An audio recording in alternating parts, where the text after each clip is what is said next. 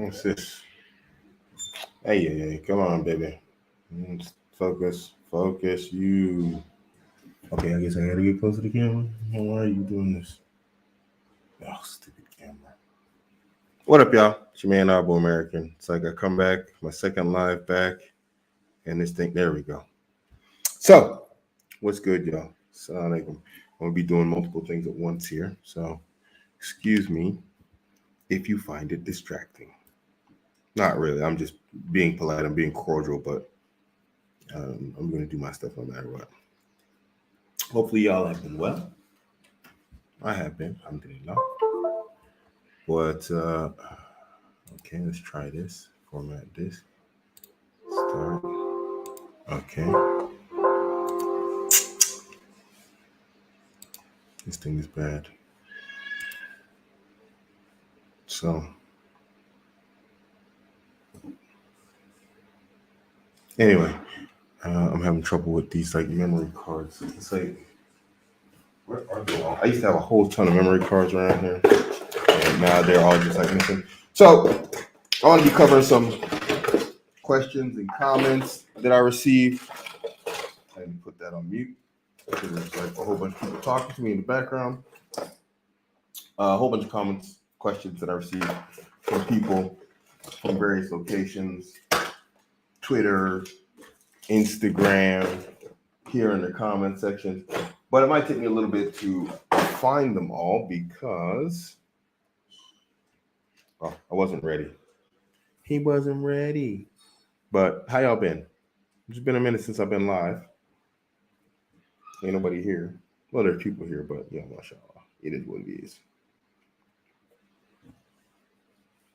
Okay. Give me a second. I just saw your question, but I just need to set this up here. All right, so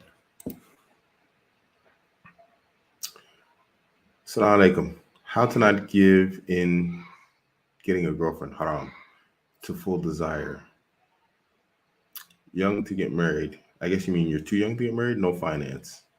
Like mentally, how not to give in to get women haram way. You know, I mean, we've kind of talked about this a lot, but we'll say it again. Any guy who's like, this is the start, absolutely.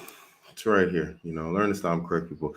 First off, study religion and practice the religion, obviously, because it's going to affect your iman, inshallah, in a positive way, which is going to prevent you from evil deeds. But the desires are powerful, and you know they affected even the best of the people, some of the best of the people, you know, in terms of its effect. You know that it's quite challenging to deal with desires. So after that, and this is part of studying the Aqidah and the Manhaj, just be on your mission at all times, man. You know, a lot of guys, what happens is I understand the desire and the want for women. As a guy that has multiple women, I understand it very well. But what happens is guys prioritize that over everything else. And then when you know you just like and it overwhelms your mind because your mission and your goal is not overwhelming your mind. And this can actually happen even in a halal way, because you can get married and you can become obsessed with your woman to the point that it's like it's crippling in terms of forward progress. So if you're struggling now, you're going to struggle when you're married. You know, people think like marriage is a magic pill or some sort, a magic in a proper, you know, understanding of the Akida. It's not, you know, that's all internal, man. And you got to work on that. It's not going to be an external source that's going to fix your internal issues. It's not going to happen.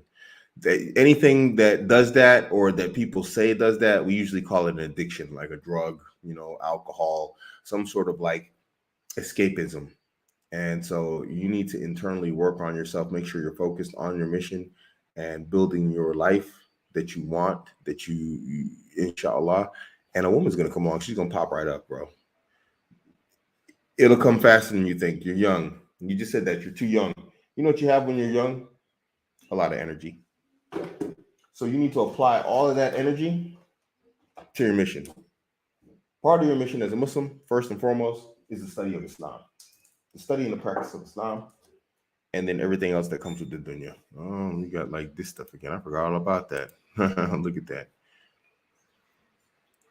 No, somebody got them for me. Good job. Thank you. So that comes first, and then everything else fall into place, inshallah. And it'll be easy not to focus on that stuff and fall into haram relationships or whatever else, because you're not, when you really look at it, you're gonna be like, man, what the heck? She's wasting my time, and that's what most women do, is they waste your time. Any thoughts on KS? Kevin Samuels. Inna lillahi wa inna ilayhi raji'un. From Allah we come, to Him we return. It's unfortunate. What do I think? I think it's unfortunate that he died on something other than Islam. Even if he died poorly, on Islam, meaning like he died a Muslim, but a poorly practicing one, that would have been preferable than the dying upon disbelief. That's what I think. I didn't really watch his content. I watched some of it. I was familiar with it, but I'm not a regular watcher of his content or Fresh and Fit or anybody else for that matter.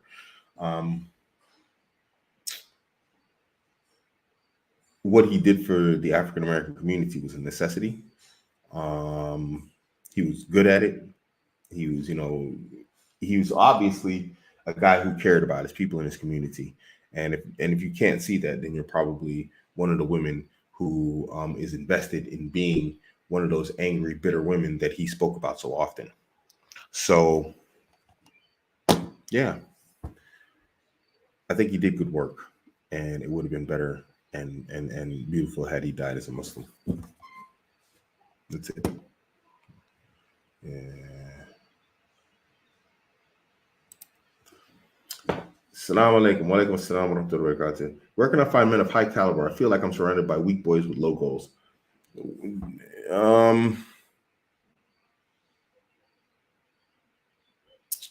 This is a mixed question, because it's like,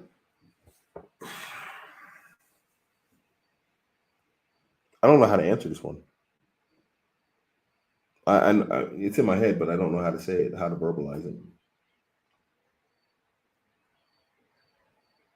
The issue is, because people, a lot of our brothers, they suck at the dunya, they automatically act like the dunya is not a place that we live in or something, and it's not the home. The hereafter is the home, but we are here right now, and you should do the best you possibly can, within the dunya. You can't pour from an empty cup. We know that the Ansar, they use their great amounts of wealth for good, so we know it's possible to take wealth and do good with it, but you have to be good at the dunya. And when I say good at the dunya, we're not talking about haram things, but this is what has been taught by many people. I don't see the Salafis teaching this, alhamdulillah, but you see many people, they speak to their crowd, and they don't speak to the truth or the reality. And that's a serious charge to make, obviously. But I'm going to say it. I'm going to say only Salafis speaking the truth out there, man. I'm just going to say it. And the reality is, and the truth is that you need to be very good and plan for death, which will lead you to your akhirah. That's where the real life starts. But while we're here, we need to do the best we can with what we got here. And that includes your religion and your dunya. And so, coming to your question, and the point of all of this, it's hard to find Muslims who think that it's okay to do good in the dunya. So when you ask this question, this leaves a very small sector of Muslims who believe that it's okay to do well in the dunya while aiming and striving for the akhirah. And then you have the people who only have the dunya, which are the non-Muslims.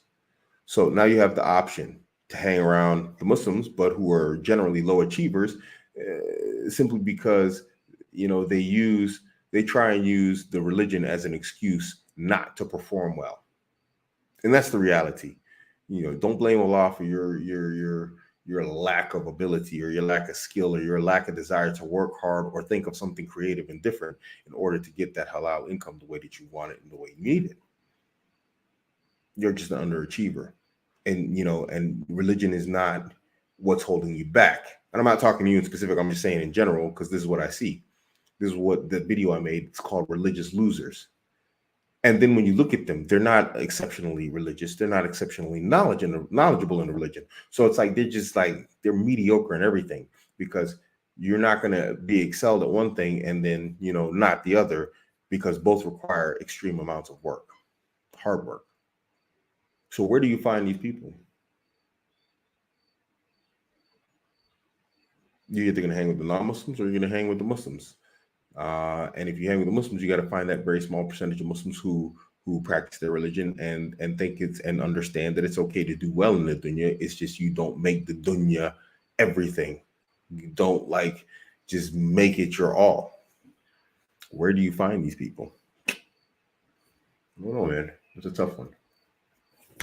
It's a tough one, bro. We're trying to build communities and whatnot. I've got a lot of young guys in my men's community, but I can't say that we're the most focused, high achieving guys in there. We have some very well doing guys, some guys that are doing outstanding. We got guys that are doing well, mashallah. Allah Mubarak, may Allah continue to increase them. And we got a bunch of guys who aren't, and those guys who are doing very well, if you pay attention, they're the least active in the group. And there's a reason for that, because one thing that I complain about in my group, and I'll criticize it openly in my group, is that guys spend too much time talking about women. And we have an entire business group, and then there'll be spurts that take off in that business group, and then it'll die down again. But there'll be a constant chatter in the group that's about relationships and women. And that doesn't pay.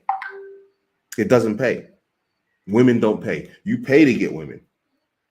Those brothers that are doing well in my group, you know what they're doing? They're out chasing goals, achieving goals. And then they look at stuff like this that's going on in the community, and they're like, I guarantee you, they're like, and they go back to business. So not only is it a problem finding these people, but it's also a problem. And guys in my men's community, they're here watching the show for sure. It's a problem building that mentality that we need to shift away from just goofy conversation and into stuff that really makes a difference. Because women, I don't mean this in an insulting way. I don't mean it in an offensive way. Women don't make a difference. They don't make a difference. They don't make a difference. What do they do for you? They come along, they make a bunch of demands on your life. They make a bunch of demands that you change your life for them, while bringing nothing of true substance to your life. Oh, wow, mashallah, you get to bust a halal nut now. But your whole life gets flipped on its head. Because 99% of the brothers who watch this channel, even the ones that watch this channel, they're not going to have the frame of your relationship. The moment a sister comes along and bats her eye at you, acts like she's going to pull a hair out of her hijab for you, you're going to melt. You're going to snap. Nobody can tell me otherwise. So I'm just telling you, it's going to be tough. It's going to be tough. I've been trying to build this, and it's hit and miss. I've got successful brothers in there that are doing well, and even them, even them, some of them are they're into women's situations, but they're so focused that they can get their women's situation together in the same way they got their life together, So I'm not really sure what the answer to that, bro. I don't know. That's a tough one, bro. Amongst the Muslims, that's a tough one, man.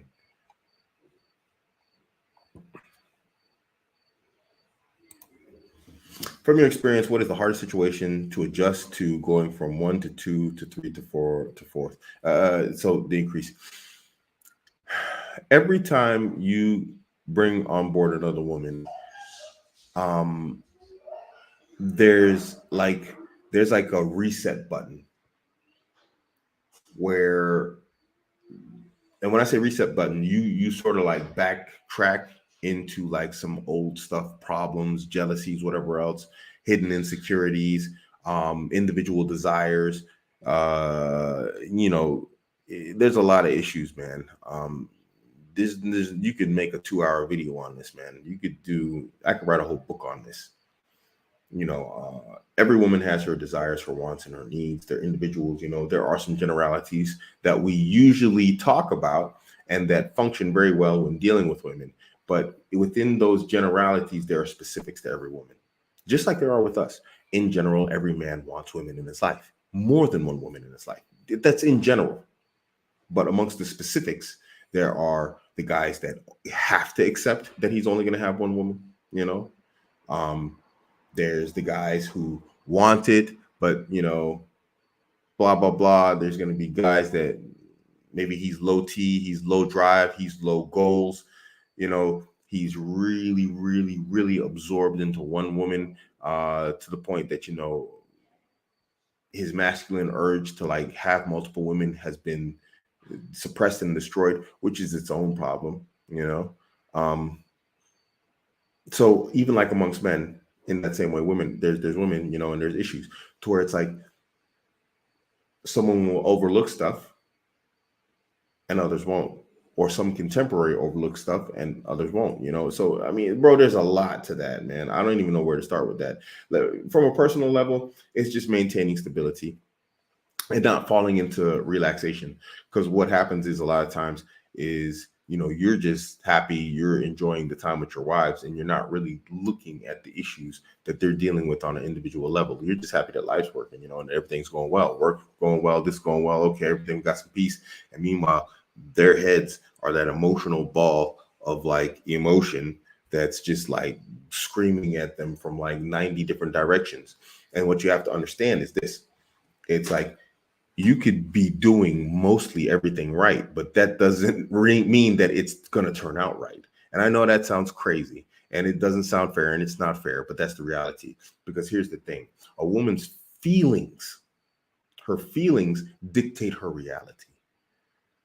We, on the other hand, as men, our reality dictate our feelings.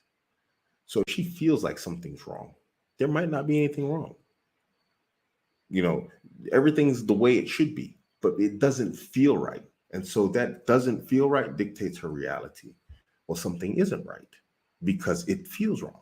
I feel bad about something. I'm not really sure what it is, because she's not sure what it is because everything's right.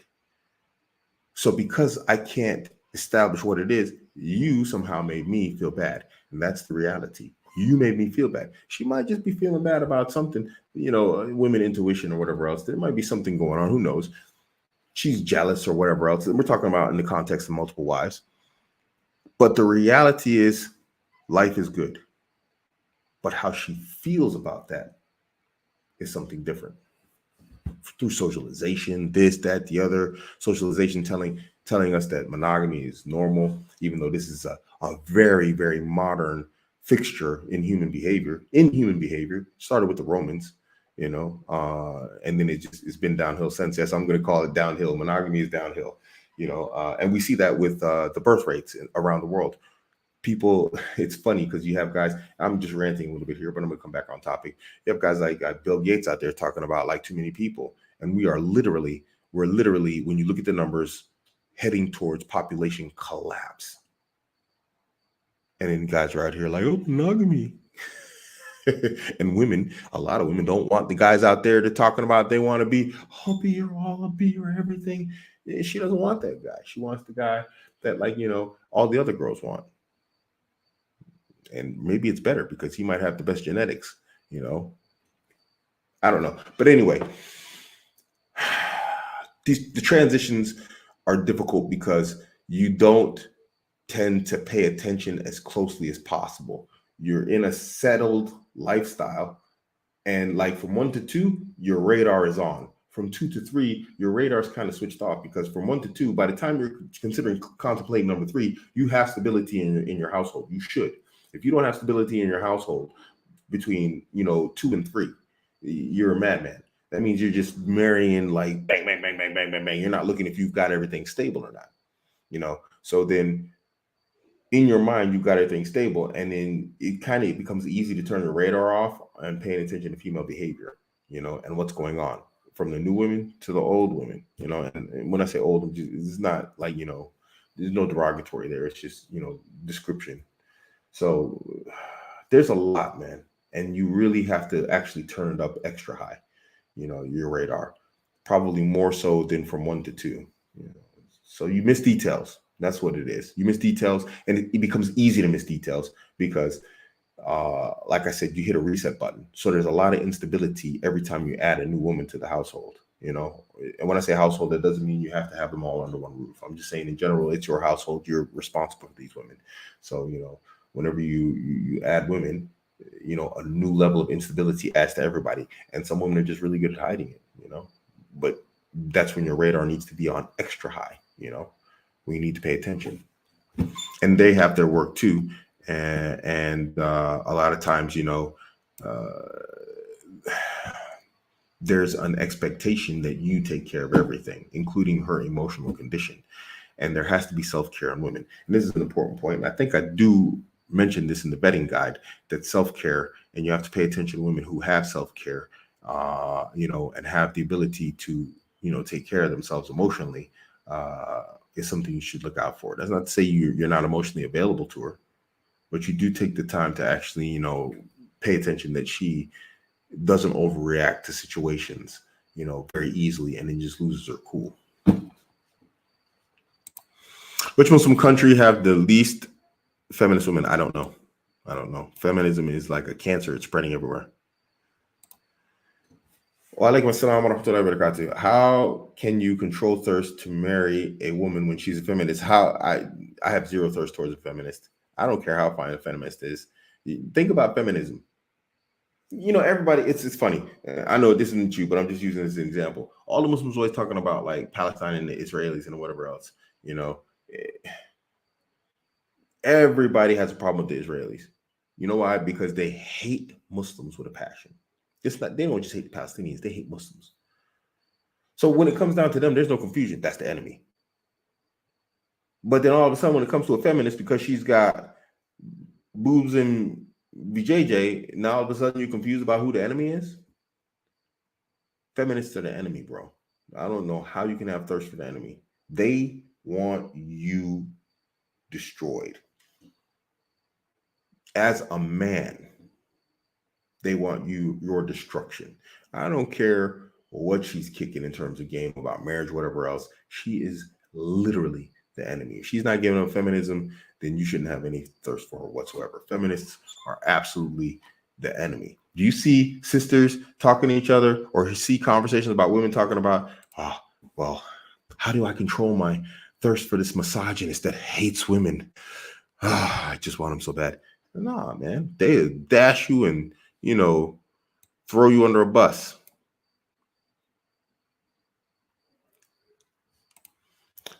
Is affiliate marketing an underrated business model to make passive income? How to succeed and gain traffic if you're not good at marketing and don't have social media following? You know, apparently affiliate marketing is quite profitable.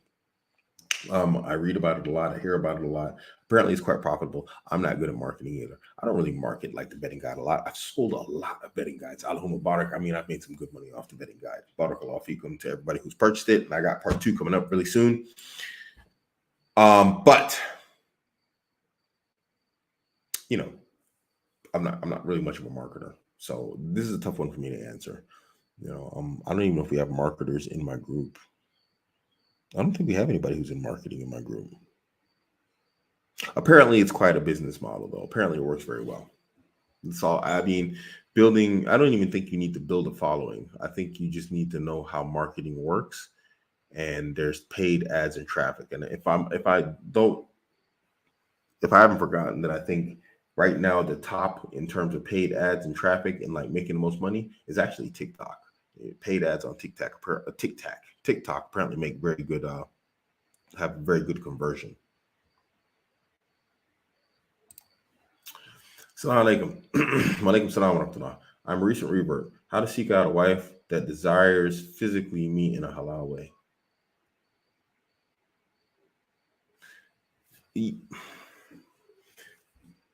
I mean, prior to marriage, you know, after marriage, you have to build desire. In game terminology, and this is difficult for Muslims because, you know, we have our ways, you know, but the saying is basically prior to marriage, it's build attraction. After marriage, it's build desire. So desire, you know, is something that you're gonna have to build after marriage.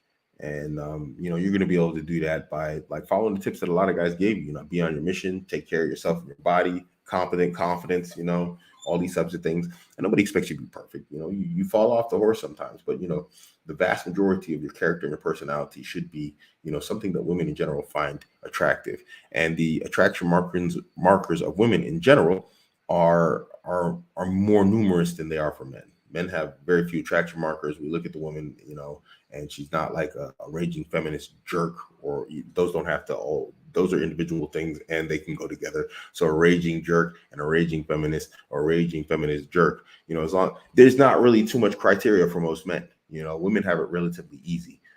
Don't become a fat slob. Don't be just a complete wanker. Be likable. And you can generally find a man. You could be butt ugly and you can find a man, because everybody knows about a butterface. Everything's good, butterface. Guys will basically marry anything as long as she's pleasant, and not just horribly just unfit. So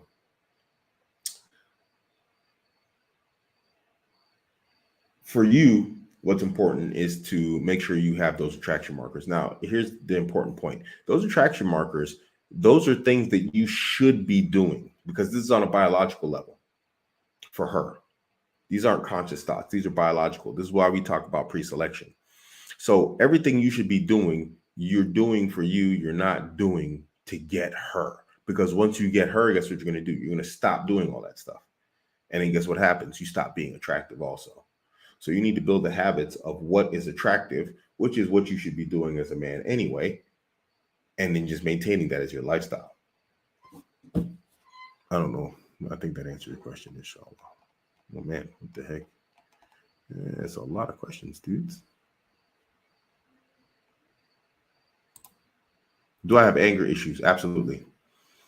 I wrote a whole book about it. Come on, bro. Mad Monkey. You can pick it up on my Gumroad. You can pick up a physical copy from Blurb. Mad Monkey. Check it out by Abuamerican. I seriously have anger issues. Yeah. And when I say anger issues, I mean I don't blow up on people in general. I mean, well, no, actually I do. Yeah. You see, I made a whole video about this. I'm that guy. I'm extra nice until you give me no choice but to not be nice to you. If I'm not nice to you, whether it's in the comment sections, whether it's on Twitter, whether it's in real life, because I don't make a difference. I don't differentiate. That's why I learned how to fight. Because if you make me mad, I want to be able to beat your ass. And I will. And if I can't beat your ass, that's why I got a crossbow in the corner over there. So I can shoot you. Because I'm still African American. I still got that violence in me. So I'll hack you to pieces. I don't like you. I don't like you. But if I can be friendly, I'll be absolutely friendly. But the moment you just step over that boundary of lack of respect, I'm going to let you have it both barrels. I've got this nice, huge ball of anger, hate, just disgust and despise that I can let out like just that. It's just waiting for a victim. It's my mad monkey. And it's still there at 50. And I'll gladly let it out. That's why I still train. That's why I still go to the gym. That's why I still go to fight clubs. That's why I still do jiu-jitsu and all that type of stuff. Keep myself fit and ready. Okay, I need to go back to combat sports. It's been a while since this Corona stuff, but so I still stay up on my stuff. So I'm still good at it. Because the moment someone gets on my wrong nerve, I am ready, do or die, to take you out. And I don't care if anybody thinks that's right, if you think that's okay, if you think I'm a savage for it, good, stay out of my way. Stay the hell away from me. Absolutely got anger issues. It's a part of who I am, and I love it. I love it. I'm on a construction site. Dude just makes me mad out of the blue because he's being a dork. Guess what I did? I have a very high management position. I just got him banned from the site. That was anger. Was it overkill, getting him banned from the site? Absolutely. Just don't mess with me then. Yeah, I got anger issues. You should too. You're a man. Why wouldn't you have anger issues? We're a man. If you don't have anger issues as a man, what are you? We process 90% of our emotions as anger. You get hurt, you get angry. You get scared, you get angry. Something happens, it turns into anger. What man doesn't have anger issues? You should be able to control that anger. Absolutely. Even Jordan Peterson talked about this. He's like, don't be a nice guy, be a dangerous guy, and then be cordial in, in society and whatnot, be able to function in society as a polite individual. Every man should have anger issues. We have testosterone in our blood. That's why we get on the road and we road rage. That's why we compete with each other. You know why? Because somewhere at our core, we understand that we are a tournament species. And somewhere in that tournament species mentality has to be an anger. Do you think boxers actually hate each other? They're out there yelling and screaming. No, it's intimidation tactics. But at that moment, there's nothing but that anger. Later on, you see these guys chilling on stage somewhere, shaking hands, laughing, cracking jokes. Sometimes they do hate each other. But most of the time, it's just, it's just biology. If you're a man, you don't have anger issues, man. I don't want to hang around you. I don't want to know you if you're a man who doesn't have anger issues. There's something wrong with you, and you're useless to us as a man, because when we need that, you're going to be over with the women and children cowering like a little bitch in the corner. I don't want men around me that don't have anger issues. You're not honest. You're liars. Men, I'm not talking about you in specific. I'm just saying in general. Men who act like they don't have anger issues, they're liars, or they're just weak. That's an arguable and a debatable point, but 100%. In my men's community, we have guys. I got an admin. He's got a reputation for being quite hard, but apparently somewhere in there is an anger issue. Sometimes I take exception to the way he deals with people as an admin, but I accept it because I understand masculinity. And so sometimes they go back and forth. You know what I'm saying? Guys in there, whatever else, he has the authority as an admin. I don't take his admin from him. Even though sometimes I disagree with him, but I understand how men operate. If you're not like that, if there's not something inside of you somewhere like that, what's wrong with you? What's wrong with you? I consider that perfectly normal behavior. You put a bunch of bulls or a bunch of male lions together in a cage or on a small territory, you're going to have fights because we are hierarchical people. We're a tournament species. We have to have hierarchical behaviors. And those behaviors are manifested in humans as anger. There's something wrong with you if you're a man and you don't have anger issues. I'm not saying just go out and pull a trigger on everybody, but it's like if you don't sometimes just let out some if you don't see that biting that guy in a person, in a man, there's something wrong with you. That's just my issue. That's me. You should embrace that stuff. There's nothing toxic about that masculinity. Salam alaikum. I know you didn't say toxic masculinity. I'm just saying in general. Assalamu alaikum, Abuamerican. Do you think that getting too much into red pill can cause kibber and pride in someone's heart, where his standard of high value man causes him to look down on people who aren't? It shouldn't. It shouldn't. I coined the term red pill rot, and I think red pill can actually cause a different type of problem in a man. But I've never seen a kibber, where it's high value, not high value. It's just an understanding. It's it's not possible for every man to be high value. We can all strive for it. You can be higher value. It is possible for every man to be high value in the context of his life and his environment. Obviously, if you go to high value here is not like high value in the bush in India. You know what I mean? The guy who's high value in the bush in India, he comes out here. What's he going to be? Is he going to be high value out here? No. But in the context of environment, he's going to be high value. Be high value in your environment. Nobody's ever going to be the top dog everywhere he goes. Nobody. So, you should keep that in mind also. I think I've never seen that really happen from red pill. Looking at red pill people, both Muslim and non-Muslim, I've seen people, deride other people within the red pill world, but every time that's happened, that's been personal, let's call it pissing matches. Just guys just out here, having a urinary market territory competition with one another. That's what I've seen. But where it's a guy walking around and he just thinks he's better than everybody else just because, he's got some red pill thing going on. No, I haven't seen that personally, you have people that do that, but that's not directly associated with red pill. You know, you say high value men in terms of money, fitness, status, whatever else. Yeah, you have people that are just like that. If red pill didn't exist before red pill existed, there were people that were like that. You see, red pill is like a convenient, like a boogeyman for everything nowadays.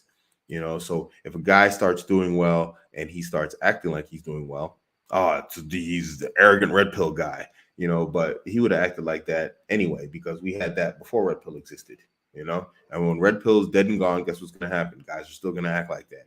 You know, red pill isn't like the catch all for every negative attribute that you see in men nowadays who have embraced what and who they are. It's not like that. So, you know, I would say no. Oops. Sorry, guys. I want to just make sure that's okay. Yeah. Sorry, I didn't mean to put that up on the screen, guys. I wanted to make sure that that got deleted there.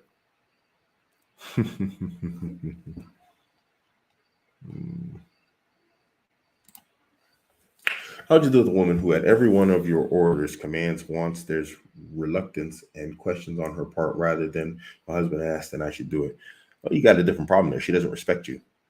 You know, she doesn't see you as as like someone who's worthy of taking orders from or following. You know, I don't have a single wife that doesn't tie my shoes. You know, I don't have to ask for that. And if I did ask for it, you know, they would do it. They wouldn't ask me. You can't tie your own shoes. There's something wrong with your relationship. Maybe not yours. You're just asking in general, but saying there's something wrong with your relationship in general. Because here's the thing: women, women when they love you, they do stuff for you. Let me repeat that. When a woman really loves you, she does things for you. Now, what's the condition that we see most men in? Men out here doing stuff for women. But when she loves you, she's doing everything for you. And we have guys flipping that on top of his head. So what we have is a bunch of women who obviously are with guys that they're not really overly attracted to. You have to try and convince her to love you. But you know, Coach Corey Wayne said in his book, 3% Man, if you haven't read that book, it's a half decent book, you know. He talks about that. Women are creatures that are a matter of doors. They either open the door for you or they close for it. So they make things easy for you, aka open the doors for you, or the door is shut. There's really no in between. So it's like, why, you know, why are you having troubles? You know, make me a sandwich, and then she's like, yeah, she doesn't want to make you a sandwich because she's like, this bum. This is the bum I'm giving myself to. Really, this guy? Ah, I gotta sleep with this guy. And wait, I have to sleep with you now. I gotta make you a sandwich. No. Sleeping is enough. The sandwich you get your damn self. That's basically you. If this is your condition in your situation, you know, she don't like you. You know, she's with you. I've never seen a situation where it's otherwise. If she's not doing stuff for you, it's a problem getting your plate fixed. It's a problem getting this. Hey, babe, can you grab me that? Whatever else. If you just asking her stuff and she's like, she don't like you, man. I ain't saying divorce her, but I'm just saying that woman don't like you, man. You with a woman who's just with you until she finds better, or because she can't find better, she's like sort of just riding it out and saying, I might as well just stick it out here. But if a woman really likes you and loves you, she's gonna do a lot for you, man. I say it all the time. When your woman loves you, she has no dignity in regards to you. She'll do stuff like tie your shoes. She'll do anything for you. Her dignity and her pride don't exist. And I talked about this also. And I don't know if it was a video or if it was a live, but it's like the same mentality towards children. And it's not that she's treating you like a child, but the mentality is the same in women. They have to have this mechanism inside of them. They have to, because how would they take care of children otherwise? A child is a helpless ball of just like poop, urine, vomit, and just feed me and selfishness. It's a complete ball of selfishness. It has no care. It just has absolute needs, and it needs to be cared for. Now, if a woman didn't absolutely love her child, you know, without any pride or dignity involved with it, you know, she had her dignity and pride, like, you know, oh, my child, whatever else is that the other. You know, she's looking at it like, oh, it pooped. I will not touch that. That is human excrement. I'm not doing that. Ugh. You know, she would have dignity and pride inside of her that would prevent her from doing that. This is why men have like just this automatic revulsion for taking care of like dirty diapers and stuff like that. We love our children, absolutely. But we've got a dignity and pride that's sort of like, man, I love you, dude, but I ain't changing your diaper, dude. We're different creatures. We love differently. So in that same sense, when her love is complete for you, it's complete in the same sense as it is for children, although the love is different. Don't confuse what I'm saying here. And so she's not going to have a dignity or a pride in you asking her to do something for you. It's gonna be easy for her. She's going to think like, in that sense, she's not thinking you're like a child, but that mechanism, it's a mechanism. So it's in there in the same way. Okay, baby, I'll do it. And kid cries and needs food or whatever else, that she'd start lecturing. I ain't getting you food. You big enough. Look at you. You too. You can walk yourself right over there to the kitchen and open the fridge. They don't do that stuff to kids. You know why? Because that mechanism is not there. And that mechanism is broken in regards to you as a man. If every time you ask her for something or she knows you have a need, she's not responding. That love that keeps that mechanism operating, it's not there. Because that love for you, that love for the child, is what keeps that mechanism in working order.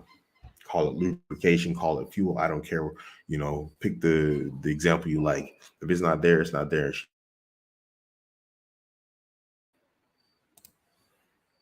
Should we maintain relationships with brothers who have David's behaviors and are all women are queens mentality, aka chimpanzees? No, you better get away from them dudes, bro. Dudes, they're dangerous. Those dudes are dangerous. There has to be amongst men understoods. There has to be loyalty and just certain behaviors that are universally understood amongst men. And chimpanzees, as you like to call them, that's a very good one. They defy this. They break all the rules of masculinity for hoo-ha that they're not even inside of. Stay away from those guys, man. They're dangerous, both mentally and actually physically. They'll just snitch on you just because they ain't got nothing better to do, because they think it's going to get them in favor with women. And, they're just horrible people in general.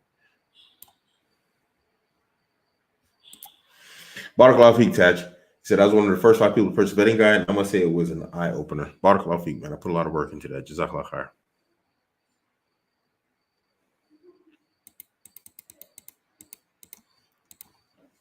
Do you think the evil eye is real? Yes.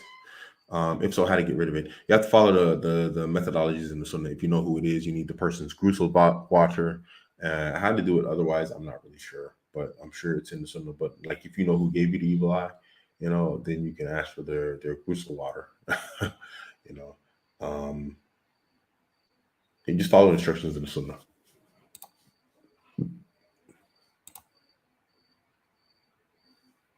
Yeah. There are benefits to having multiple wives, and a lot of people just deny it. Even some women deny it, but hey.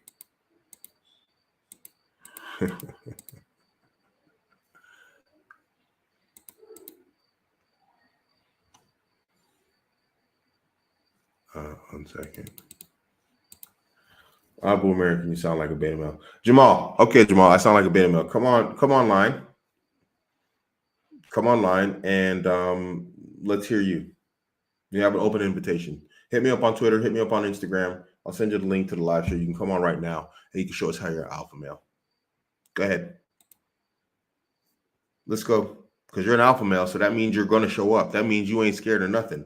That means you're ready for a challenge, be it intellectually or physically. You're an alpha male? Get on air right now. Let's go. Tell me in the comment section when you've messaged me, and I will send you an invite link to the show.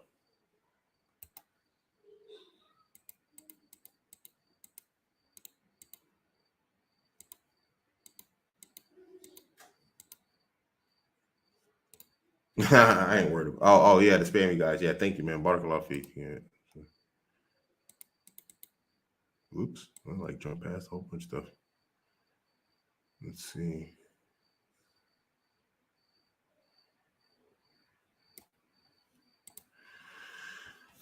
I guess you're talking about my predictions. My predictions about Russia and Ukraine. Yeah, I don't think I was wrong.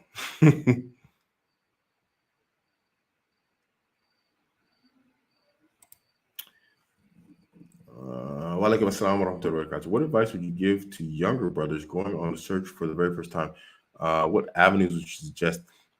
just have a criteria. I don't care if you buy my vetting guide or not. I mean, it'd be nice if you do it. Go ahead, mashallah. But it's not. I make good money, alhamdulillah. So I don't need you to buy it. But buy the vetting. Make yourself a vetting system. Excuse me. Make yourself a vetting system. And make sure you stick to it. At all costs, because not. It's really difficult to find like women that are worth your time and your efforts out here. And when you find those women, and it's going to be a tough fight because everybody wants those women. So develop a criteria of vetting and getting rid of the negative attributes that you don't want in a wife, and that you don't want in your life daily, and and stick to it. Develop your own, use mine, whatever else. When you go on a search, just make sure you're using standards, that are not connected to how your desires feel when you look at her. I'm not saying marry ugly women.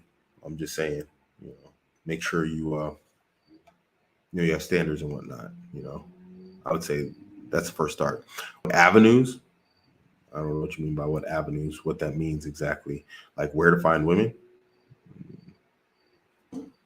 Co-wife is up and running. And you can download it.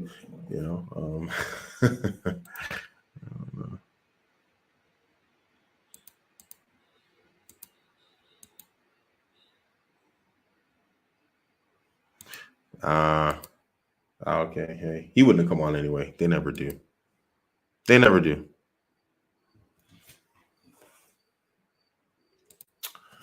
Any advice to make fast money as a young guy in college for the future in a halal way?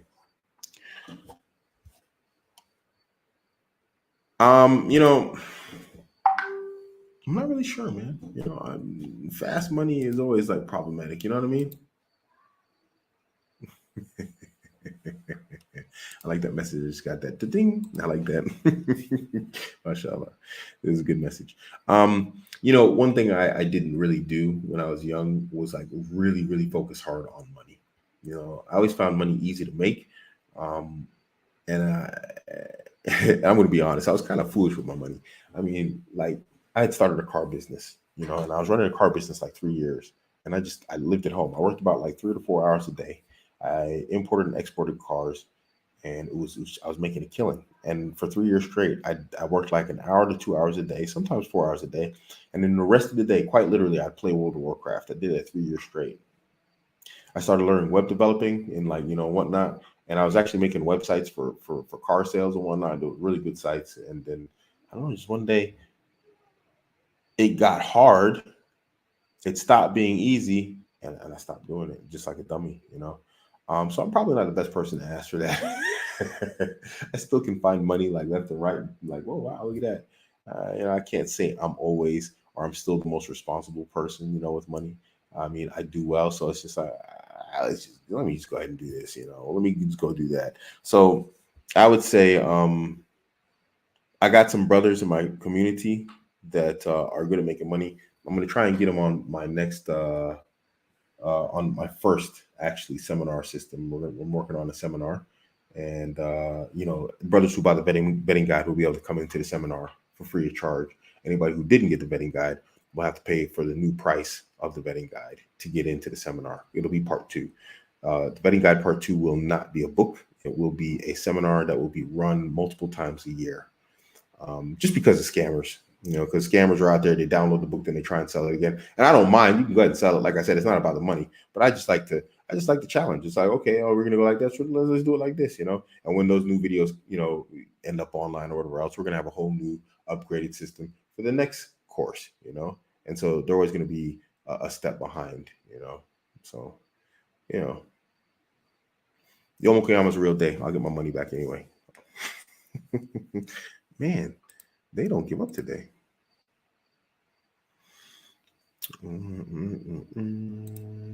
Boy, these trolls, these scammers. So let me see. I've been hearing more brothers going MGTOW and are giving up. They don't want to deal with women anymore. What advice should you give them?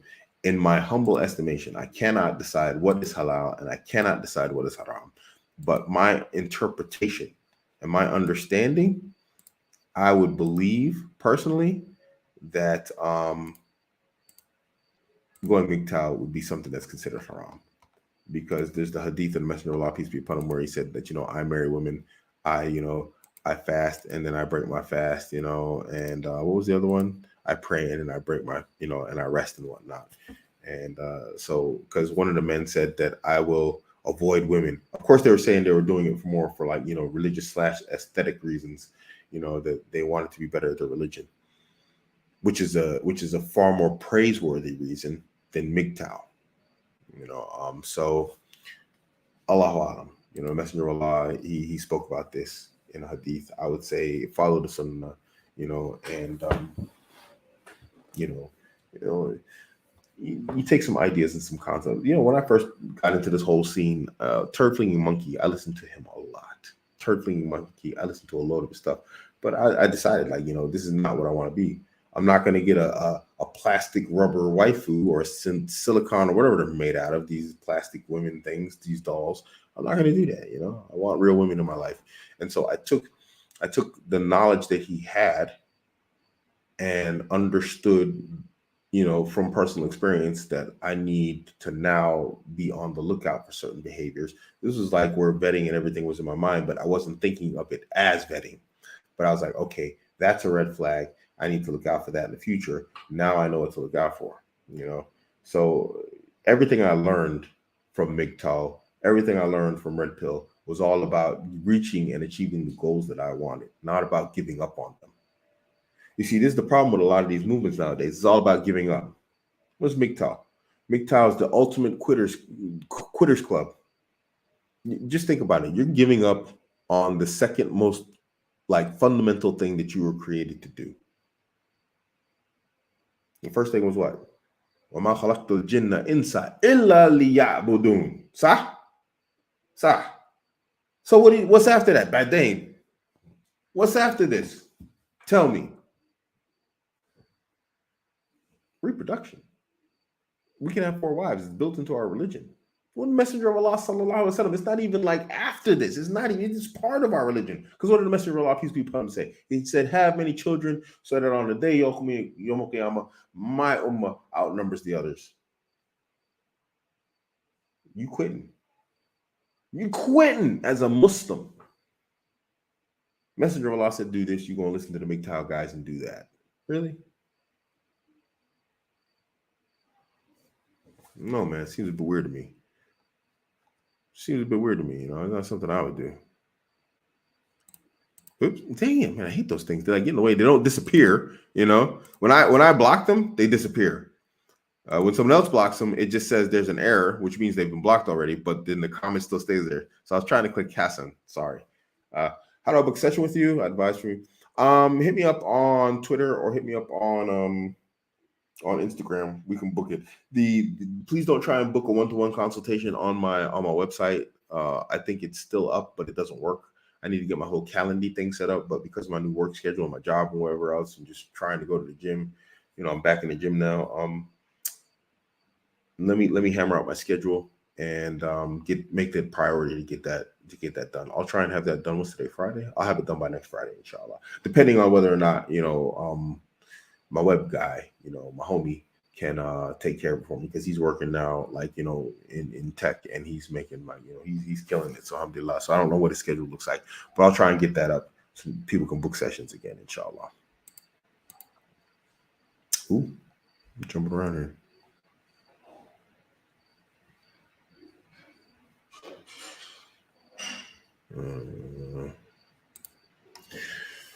Do you think the West is in decline, and how they control us in many aspects, but most individuals didn't realize it until COVID-19? Yeah, the West is definitely in decline. There's without question the West is in decline. The question is, who's going to be the new apex? It's going to be the Chinese or the Russians or somebody. The Russians are just trouncing the world right now. The Russians are making the world look like a bunch of idiots and clowns. They're really just making the world look like a bunch of fools. The Chinese are laying low, doing what they do best, which is creeping and making power moves in the background. And the West is just running around like a clown with blinders on, just running into walls left and right and tripping over their own feet. They're destroying their own economies. They're maltreating their own people. and for no clear apparent reason other than to be woke, be what, be this, be that, whatever else. They're confused, where others who call themselves the enemies of the West are not confused. The West is in absolute free fall right now. If we Muslims don't get it together, we can't save the West. No one can save the West. The West is lost. So the question is, where are we going to be as people living in the West when it crashes down? It's going to crash. Allahu Alam, I might actually live to see it. Allahu Alam, it's going to be soon.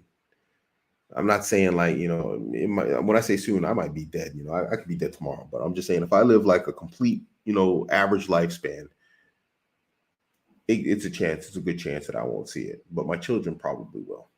Most likely. I would put, if betting was halal, I would put money on it. My children will definitely see the collapse of the West. And it's going to be ugly.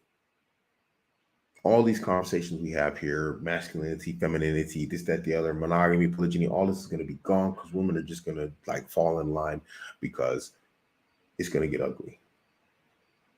The West is lost. Anybody who says otherwise is a damnable fool who's not paying attention to reality, and they've got nothing but copium and hopium in their pipe, and they're puffing on it at mad rates like a crack addict who just landed in a crack house with no guards. Yeah, they are on some serious copium. I don't know. We can make a new drug name. Copium. That's a good one. Copium. They're high. The West is lost. The women hate the men. The men are walking away from the women. They hate their children. They're having more abortions than ever. The governments are acting like they hate their people, overtaxing them. And if they're not overtaxing them, then they're driving their currency into the dirt. They're destroying their savings and their income by printing money through inflation. They're giving other countries all of this inflated money when they should be, if they're going to at least inflate the currency, give it to their own people. You can't save these places, man. You can't save these places. These places are lost. So the question is, what do we do next? The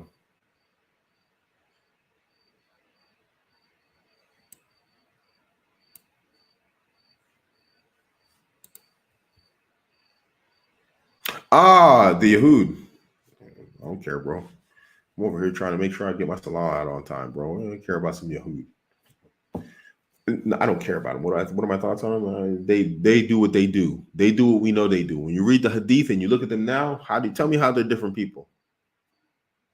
They're very unsurprising to me. The Yahud did this. Really? Well, if you read a Hadith, if you read Sirah, guess what? They've been on that for a long time. I don't think nothing about them people because they're doing what they're supposed to be doing. What they've always been doing. So, yeah. The Chinese have population decline as well. Yes and no. I mean, I don't know how real it is. It could be. This is the stuff of conspiracy theory, but conspiracy theories. But basically, they're trying to shore up their population by sending their men to Africa and impregnating African women, so that the African continent starts having more Chinese-looking people. And when you can Google it. There's so many Chinese dudes there getting so many African women pregnant and then just leaving. They're just trying to change the actual physiological demographics of Africa. And looking at the population, they might actually be successful.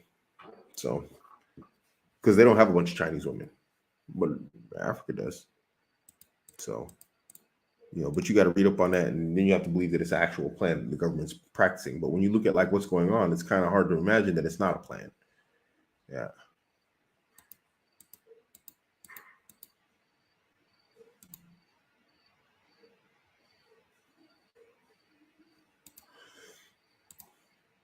Did you have to help RP any of your family? My family are RP immune. My family, they're a bunch of leftists and they're a bunch of beta blue pill simps. They're not listening to anything. So no. I love them to death. They're my family, but that's just their reality. Do you think masculinity is reviving again in the Ummah? Yes and no. It's just like the rest of the West. In small sectors, yes, you have a very small sector of men who are concerned with masculinity and with having positive aspects of masculinity within themselves. Absolutely. But when you look at it, it's small. Add together my channel, Mahdi's channel. Let's throw in the three Muslims. Let's throw in who else is there? I said Mahdi, I said me, I said the three Muslims. Who else is there? Coach Kareem. Let's throw in all of our channels. Add up those numbers, but those numbers are going to be false because there's a lot of overlap. The same people that probably follow me probably follow Mahdi, but let's say they don't. Let's add all those numbers together, and let's just say it's going to come out to be like, I don't know, maybe like 100,000 people. I don't know. I'm just throwing a number out there. Let's say it's like 200,000 people. How many Muslims do we have in the Ummah? Several 100 million, if not over a billion. No, we've got over a billion Muslims. So that many are concerned with masculinity. So no, I don't think it's reviving. I think I think we're in a niche here. We're in a very small niche.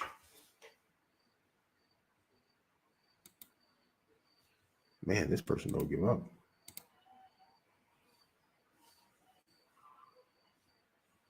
They just don't give up, do they?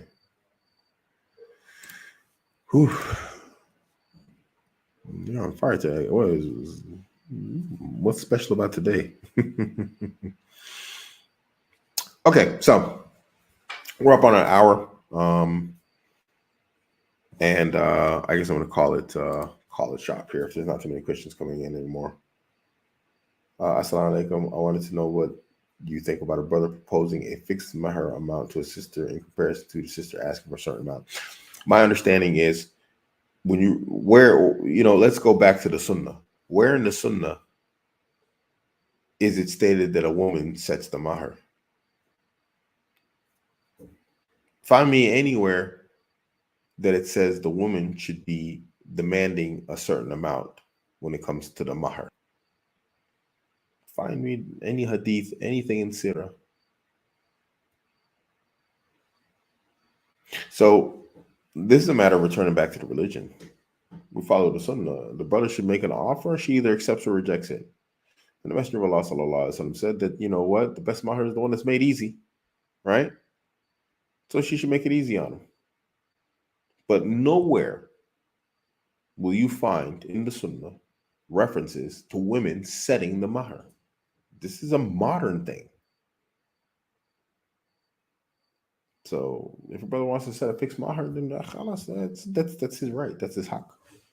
I've seen nothing that shows anywhere in the book of the sunnah. Someone can ask the ulama. I've asked around. Nobody can answer a question. Nobody can tell me where this comes from, that the sister sets the mahar. Where is this in Islam? Where is this in a hadith? Where is this in an ayat? I don't know. I got a question. What advice do you have for a brother that's on a search for marriage and it's taking longer than expected and it's losing patience? Should he carry on being patient or take a break? Hey, being patient, sabr. Sabr. Sabr is, they say, I can't remember who it was, man. It was one of mine. It was a beautiful speech. Man, it was so long ago, though. And I've been looking for it ever since. And, this, he was talking about, like, the different types of light that will be, on the people's faces on Yom Qiyamah, and how there's different levels of light. And this wasn't like something made up. He gave proof of this, Dalil. But I'm paraphrasing because it's so long ago. And he's saying the brightest light that a person can have is diya, like ziyah or something like this, I think it was. And he said those are the people that are mentioned in the hadith. When they pass over the sirat, it will be like a bolt of lightning. And the people who have this light that's called ziyah, they are the people of sabr. So, sabr, have it, man. Put your work in. Put in your efforts? Make your dua, but you have to be patient for the results, like everything else in life. How do you approach a woman in a halal way? Ask for her wali. All right, brothers. Love y'all for the sake of Allah. Inshallah, y'all stay up, huh? I'm gonna go and read something.